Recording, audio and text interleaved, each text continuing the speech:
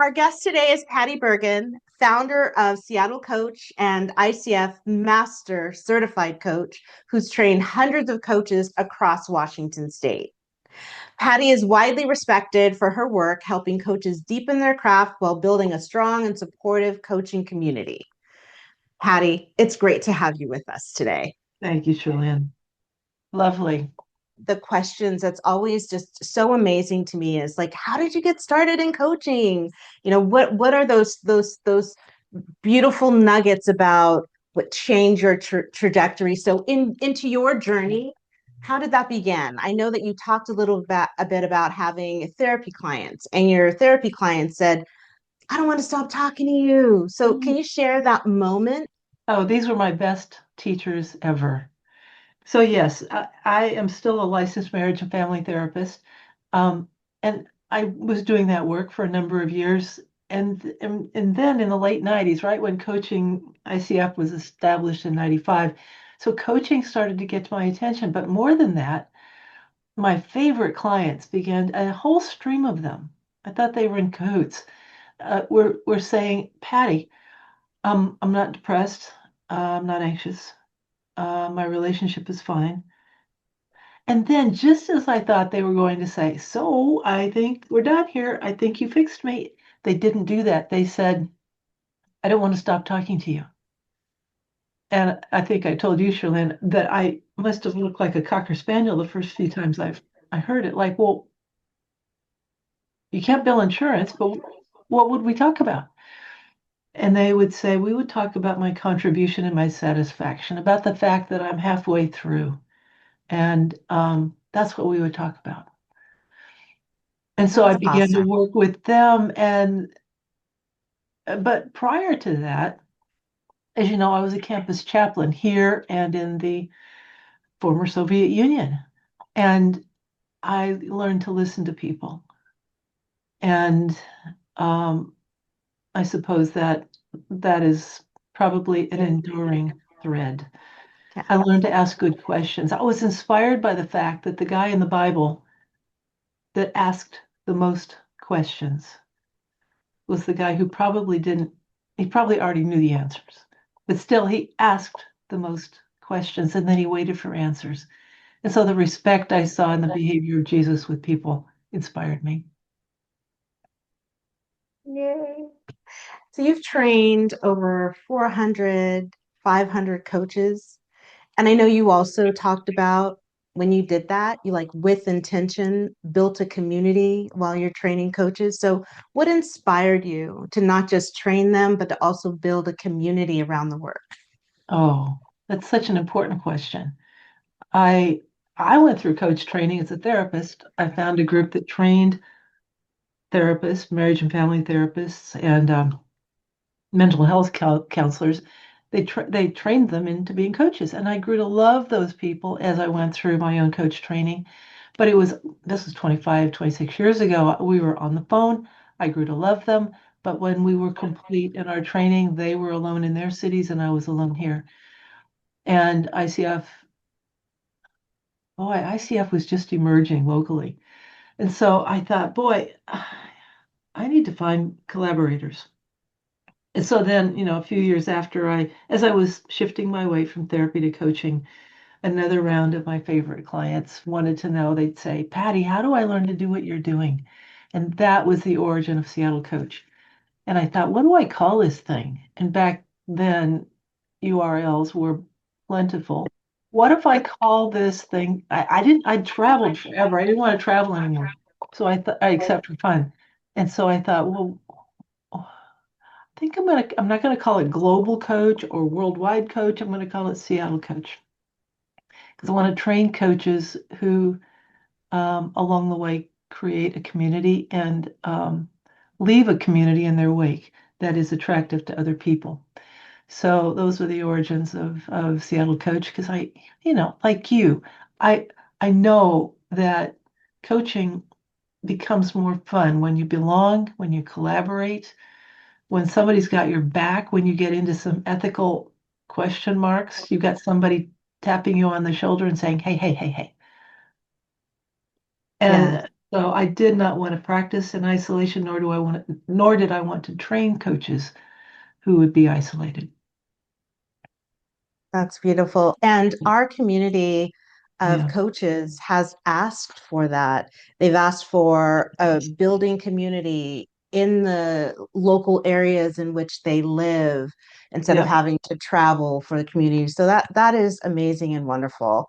yeah. So after decades, you mentioned over 20 years when Seattle Coach was still available as a URL, what Yes. still gives you joy about being a coach? Oh, the people that raise their hands to do this work. Occasionally I will get somebody who calls Seattle Coach and they will say, "Hey, I hear you can make a lot of money as a coach, so I want to get the letters behind my name as quickly as possible." And of course, I I say, "Oh, you would be so bored with Seattle Coach. We are rigorous, we are long, we are interactive. You would be so bored." So then as you know, sadly, there are coach training programs that can fulfill that kind of goal. So I encourage those Yeah. people to go find them. But for the most part, the people that find us are people of purpose. They're people that are usually, at least in this part of the world, they're already fantastic at something else. They're willing to be beginners again. Years ago, when I was in my 20s, one of my mentors asked me this question: "Patty, other than money, how do you want to be compensated?" And back Good then, in my 20s, I question. was broke, like most of us, when I was figuring stuff out and learning from my mentors. But that question has stayed with me all these years. Other than money, how do you want to be compensated? And so when I ask a potential coach that, their answers inspire me. Yeah. So I think those are the people that find people like you and me. Yeah, that enjoy it. That's how you Oh, get joy. yeah, So that's you've probably read Malcolm Gladwell, who's, his 10,000 hours theory. If you oh yeah. spend 10,000 hours becoming, practicing something, you'll get better at it. But here's his big if. You'll get better at it if you enjoy the craft. Yeah. If you don't, you won't get better. You'll just get older. Yeah. Yeah. That is a nice segue to this next question Yeah. around coaches that continue to grow versus grow in their craft versus coaches who stop growing and plateau. Like what distinguishes them? Mhm. Boy, the coaches that you describe, I think they go do something else. They get unhappy. Or they think, boy, I thought I could make more money or have more fun. And boy, my phone's not ringing. And so I don't know that they continue. Um, but the people, in my latest Substack, I write a Substack called Coachable. And as you know, Coachable means willing to reflect and try stuff, willing to reflect, willing to try stuff. So in my latest, I wrote about one of our coaches, Dr. Carlos Pellegrini, who's the former chief medical officer at UW Medicine. And he came to see me and he said, "Okay, so I'm 70 years old. I can't do surgery. I don't want to do surgery anymore."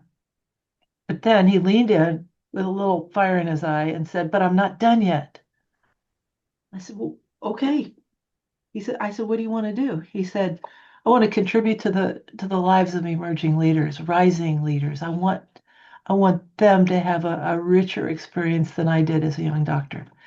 So that's a thread that when I say, coaches inspire me, that's the kind of answer that inspires me. I'm not done yet. They have a deep sense Yeah. of purpose. They have a deep sense of, other than money, how do I want to be compensated? Yeah. Right. Thank you. Did I answer the question? Oh yeah. Oh Okay, yeah. good. Okay, good. I you've spoken about coaches who lead with heart, and everything that you talk about is around coming from the right place, like not just doing it for money, but what would you do if you weren't getting paid for it. That's what I took away from what you were saying, the things that bring them Uh-huh. joy. And Yeah. so, how do you recognize that in someone, and why does it matter so much in the profession? One of our mottos at Seattle Coach is charge enough to be generous. Does that sound like a an oxymoron to you? Charge enough to be generous. Uh, it seems to resonate with great coaches where they say, okay, I'm going to charge plenty for my time because I know I'm changing lives.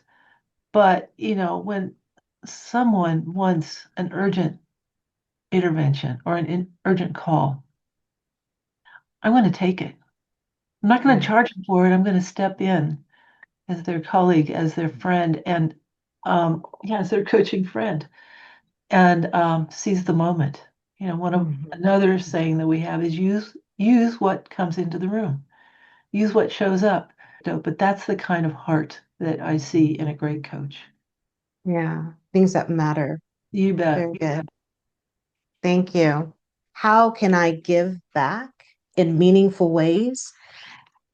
How would you suggest or recommend coaches who are now thinking about not just my practice and building my practice, but now Right. also how do I give back to the coaches in the community? What kinds of things can they think about to contribute in more meaningful ways? And this is a question I'd shoot you, Sherlyn, because you do this all day long.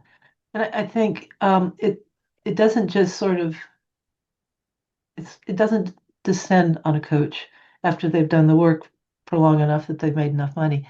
It's it's a sense of purpose that is enduring.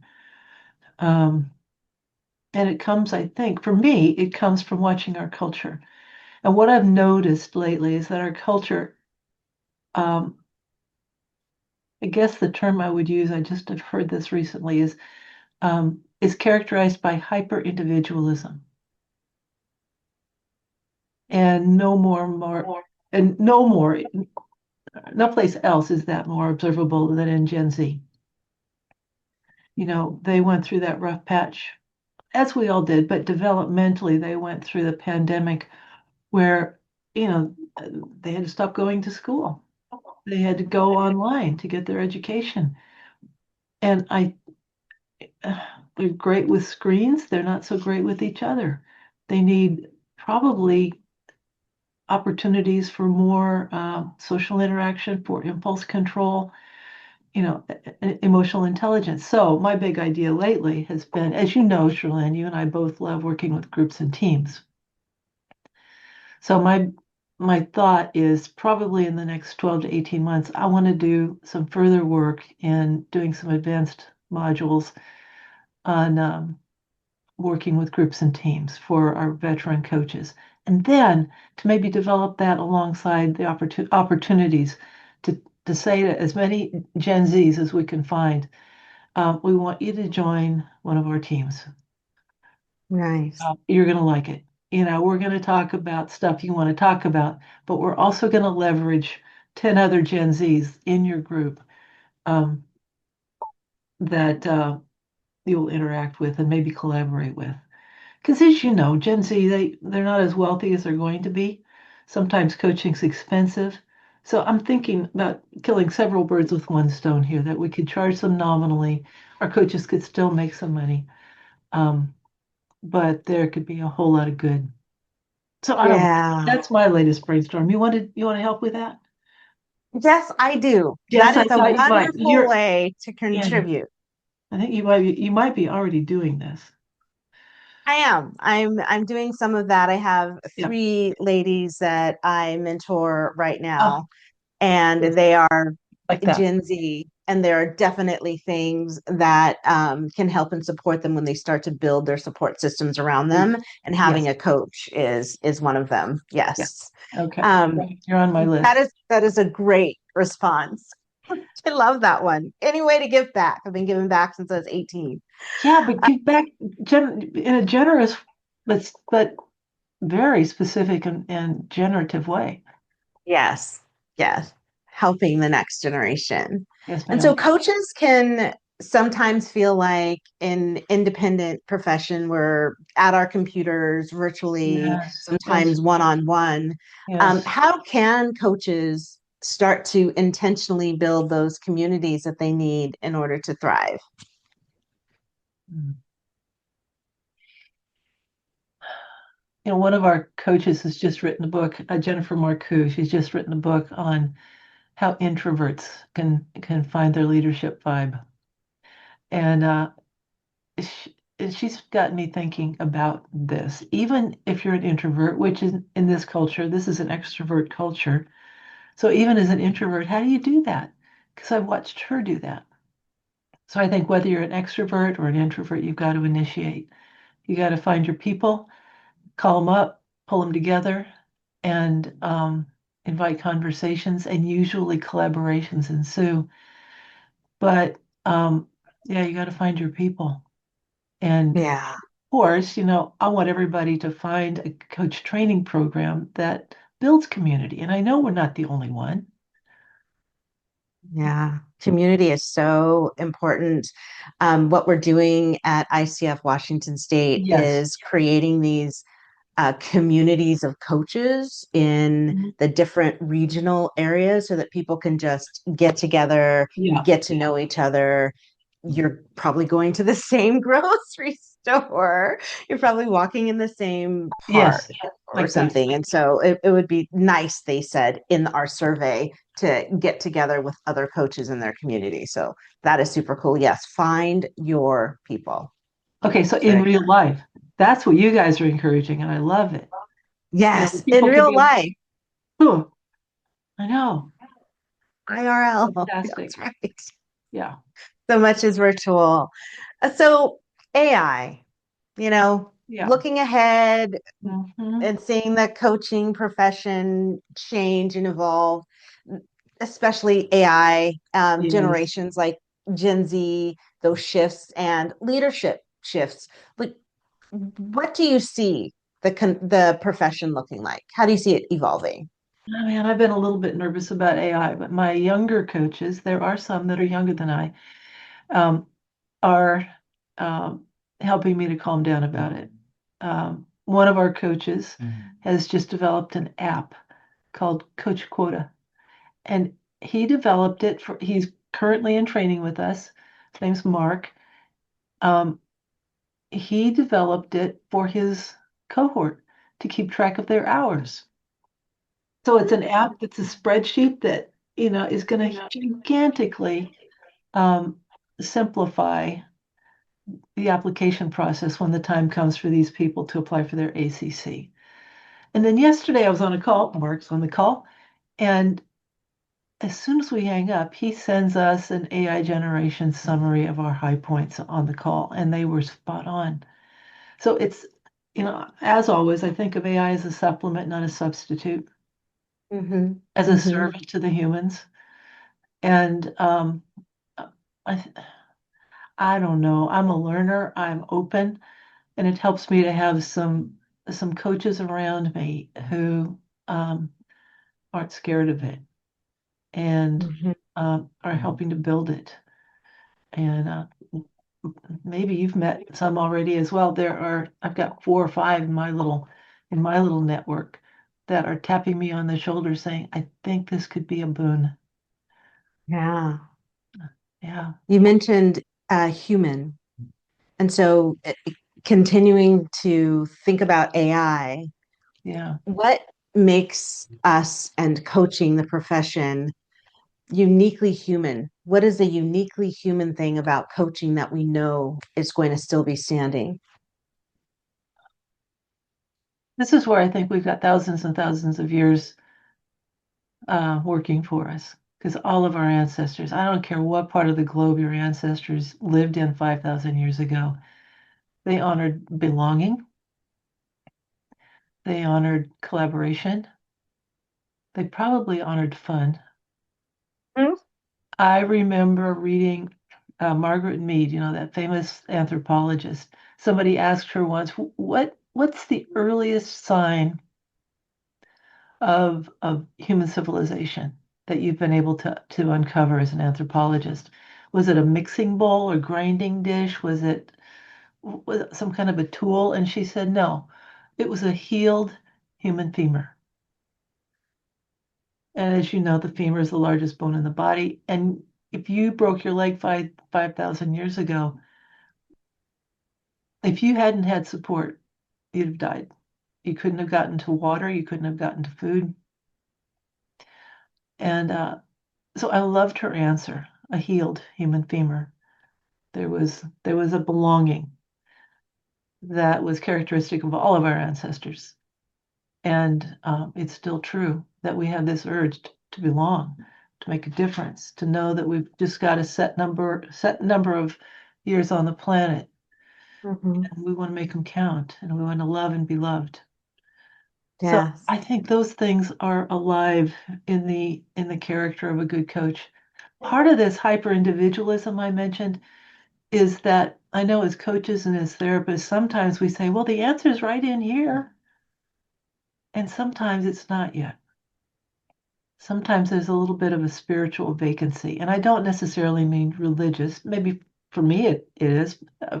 For others, it's the sense of, yes, this is what I believe. This is my character. This is my morality and my ethical framework. This. This is my calling. This. And sometimes we help people find that. But occasionally, I don't ask. It's in here. Let's find it. Because sometimes it's not yet. It's coming, and the soil is fertile. So instead, I'll say, who do you admire? Who do you want to be like? Will you go talk to them? Stuff like that.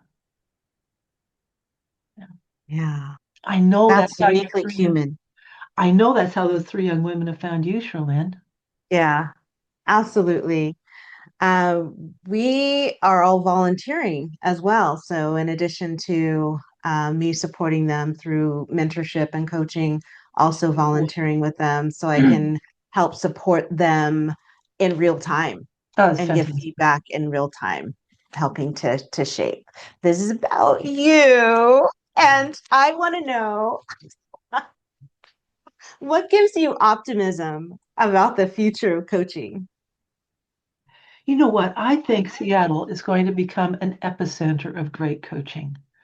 Because and I got this giant vision from one of my other coaches named Ann Humes, who said, that's a big enough vision I could hitch my wagon to.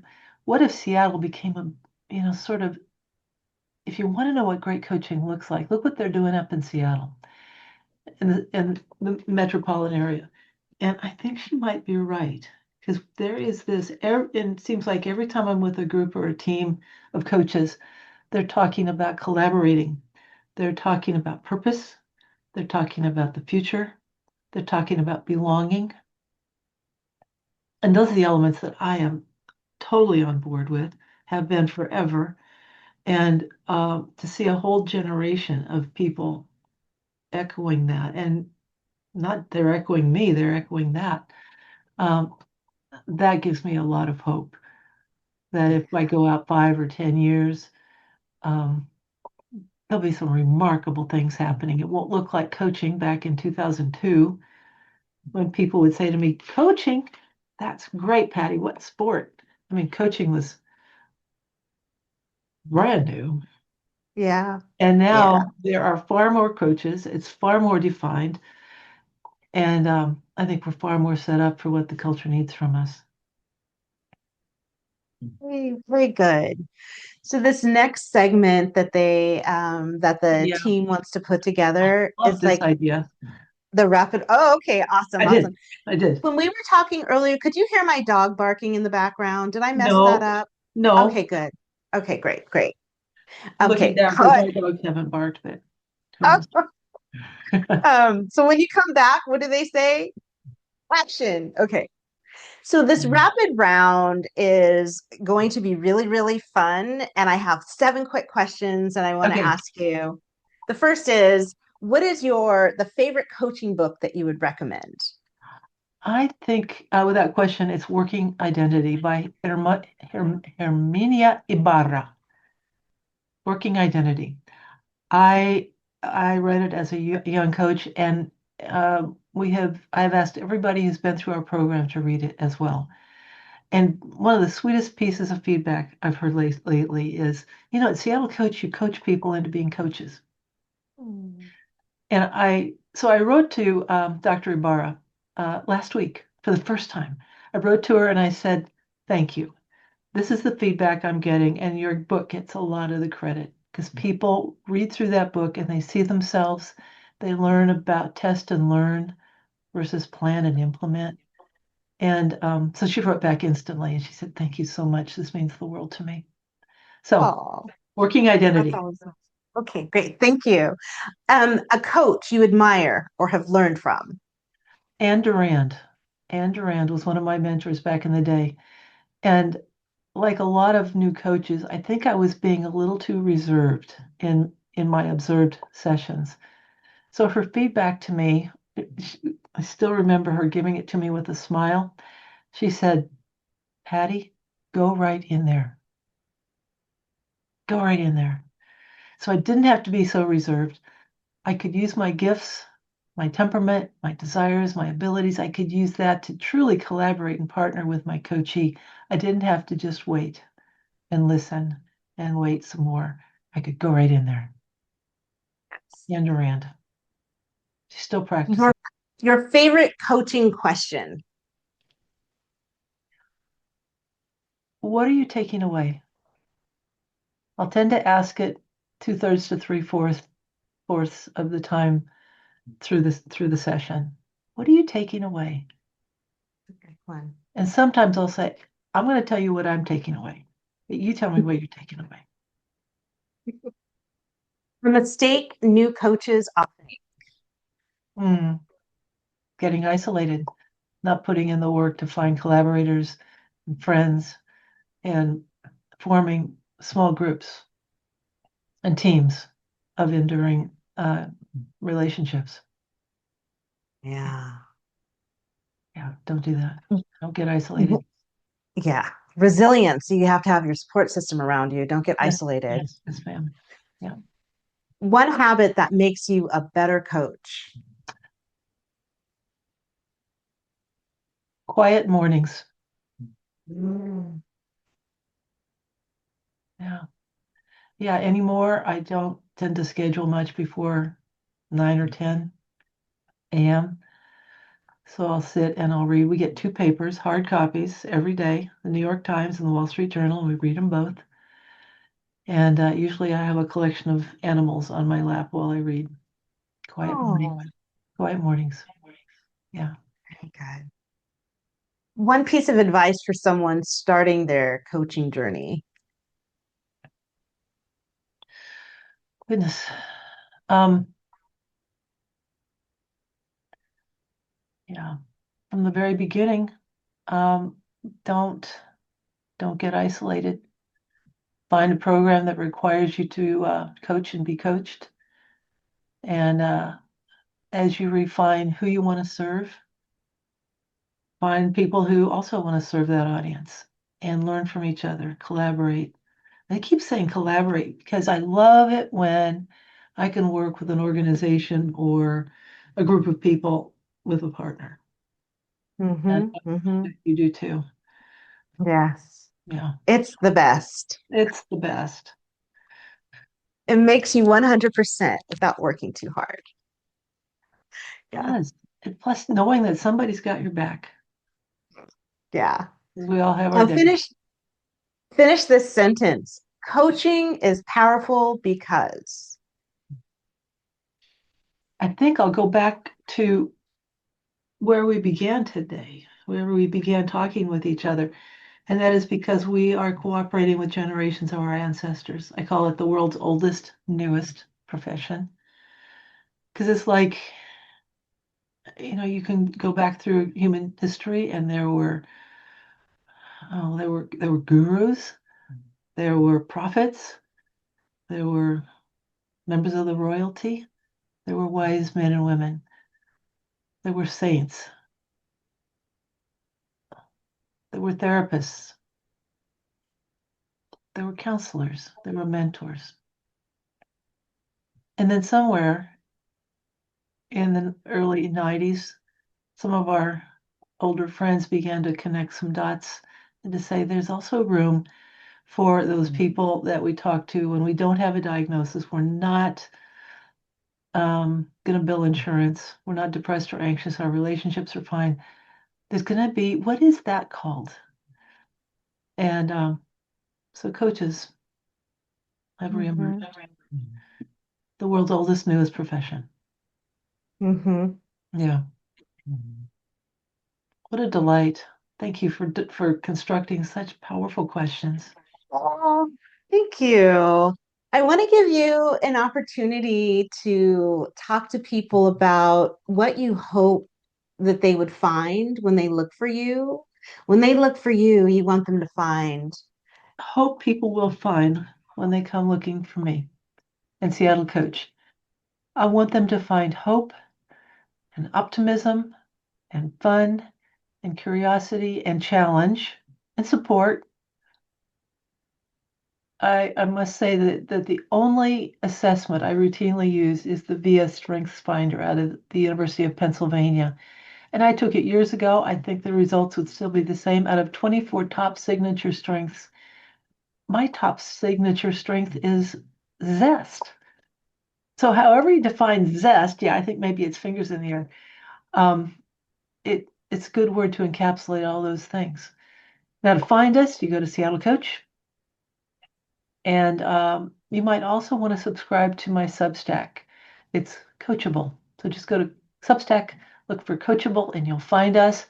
I have been the only writer so far, but going forward, you'll hear from some of my inspiring colleagues as they contribute, both in written formats and in video formats. We're having a lot of fun at Coachable. So thank you, Sherlyn. What a lovely time. Yes, yes. I'm glad that we got to get together in person where we met at the event first Yeah. and we were able to have a conversation and collaborate, and then going to see you in your office to Yes. talk through and collaborate so that Fun. we can come up with these questions. And I'm going to do the same. I think that this works for me too. I think I'm going to do the same thing Okay. with others. It's like That's lovely. co-create. I think that's the word Yes. I'm looking for. Co-create the questions. Well, we Yeah. are lucky to have you in ICF Washington State. Thank you for Uh, raising your hand and being an inspiring presence.